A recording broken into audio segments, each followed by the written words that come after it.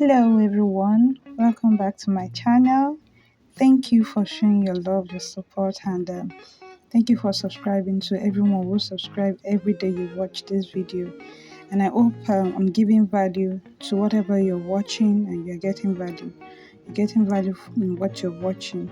So today I'll be showing you a tutorial on how to make we call it buckets. We call the Esther bucket in Nigeria. I don't know what is called elsewhere. I don't know if you've seen the style before, but we call this bucket, and in Yoruba we call it koroba. Koroba means bucket. So the first thing you would do, you can watch my previous video on how to section your hair into two equal halves. Then after that, you want to divide into two equal half again. You want four sizes. We want it to be in four sizes, as if you want to retouch. But the difference is that your cutting must be equal in this instance. When you're cutting the second one, you have to cut into two halves, as you can see. And you want to make sure that when you're cutting, your cutting vertically must be down to the back of your hair. So I said when you want to cut hair, the first thing you do is use your eye to measure the sizes of hair you want to do and how everything will enter inside and tucking inside the row. So as you can see, I first measured the back of the hair, where that triangle shape is, the pointed part of the hair, to see if my intention is to cut this hair into 5. As you can see, I'm using this to count 5. So you must first picture what you want to do in your head before you start cutting. You must see the picture. You don't cut without seeing the picture. If you don't see the picture before you cut, you will definitely make a mistake. So you want to picture the back and the front to see, so that you'll be able to get the 5 pieces that you want to do. So when you cut the first one and you realize that the remaining size at the back, at that pointed part, won't fit into 4, you need to readjust your trimming. And when you cut the front side, you have to look at it also to see that the sizes remaining at the front will fit in the remaining 4, or will not be too big for the remaining 4, to help you have a definite size. And one thing you want to know when you're doing koroba is also the same way when you cut a shuku, which is bun.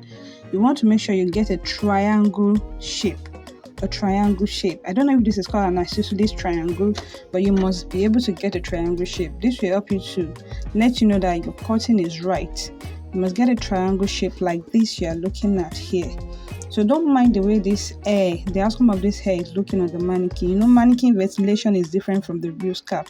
If you follow this due process, you will get a good result on someone's hair, on the customer, whoever you're working on. You will get a good result on their hair. So if you want to learn how to hold your hair too, you can watch my previous video where I still went ahead to explain it. Your thumb and your index finger and your middle finger, they are the 3 fingers that do the major work.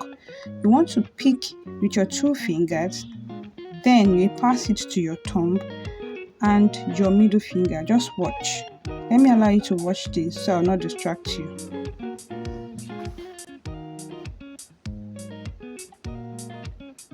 So you pick with your index finger on each side as you are progressing to the back. So the difference between a braid and a cornrow is that you progress to the back, you move your hand back.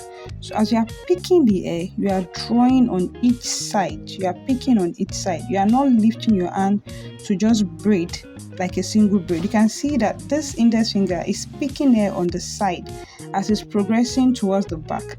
You want to make sure you are picking hair on both sides as you are progressing. That is what will give you cornrow. So you want to make sure you are progressing, moving your arm back, picking on each side.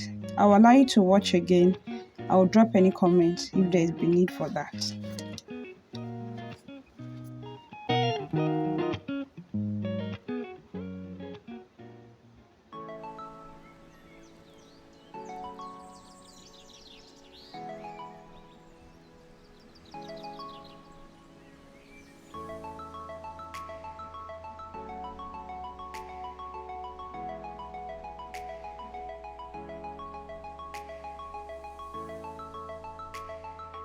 Thank you.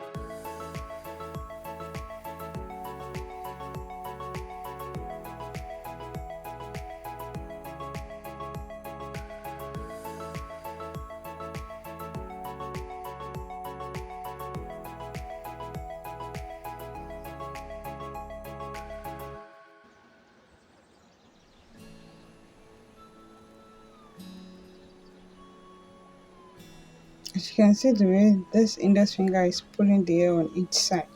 So you want to make sure you are pulling on each side as you are going to the back to tuck in the hair and make it to form a cornrow and not a braids. Because if you don't pick on each side, the hair will be single, will be in form of individual braids and not cornrow.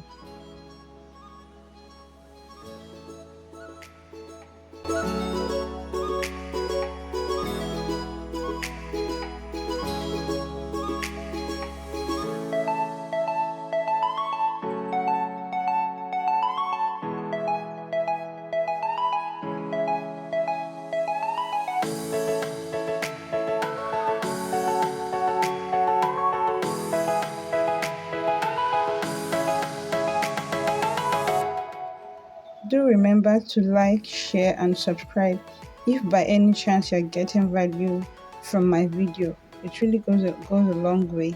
You don't want to just like and benefit from this video and just pass by. Make sure to drop your like, your comment, your share, and in short you can click the notification bell to get a notification whenever I upload a new video. Hope for you to get more content and value from this channel.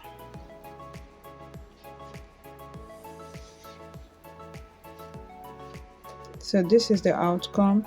If you follow this due process, this is not how your hair will turn out on human hair, on someone's head. It's just the mannequin. So rest assured you're going to get a perfect outcome on someone's hair when you're doing this on human head.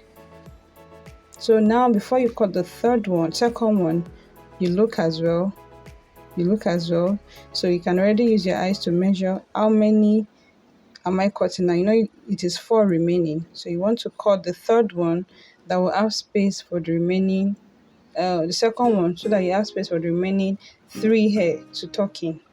So you have to be careful when you cut out. You use your eye to measure the remaining hair with this fitting 3 hair. If not, you will cut again to give you the exact size for the remaining one.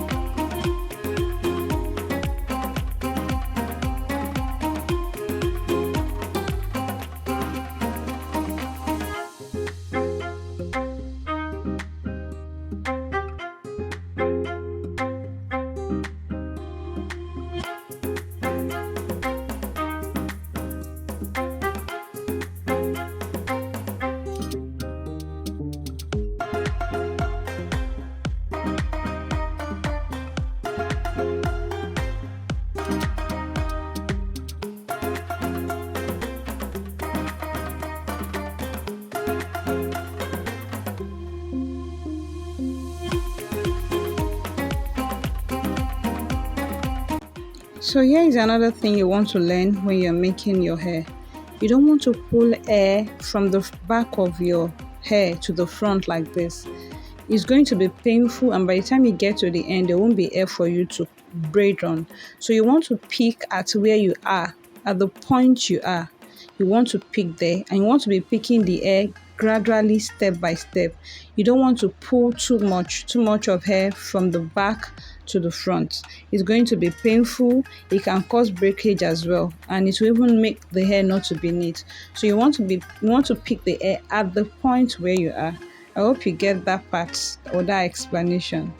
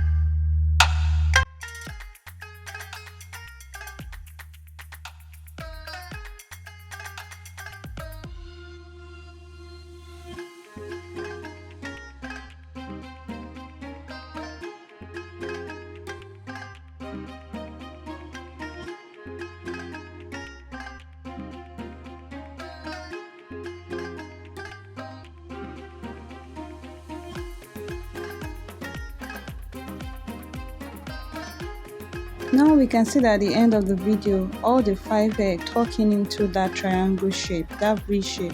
So we are going to do the rest for the remaining one, then divide the other section, other half into 2 also, and do the same thing. So we'll fast forward this and get to the next line. I'll do it off camera and show it to you. You want to make sure you go through the counting for the back as well. So the aim for this back is to do it into 4 pieces, not 5. So it depends on how many pieces you want to do. So you count the bottom and you count the point you want it to tuck into as well, to fit in, and use your eyes to gauge it.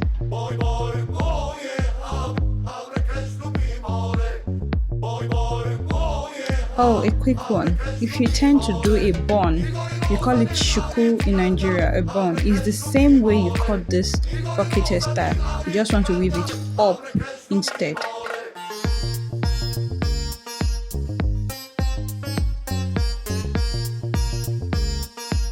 Now this is the end of the video. You can see that hole.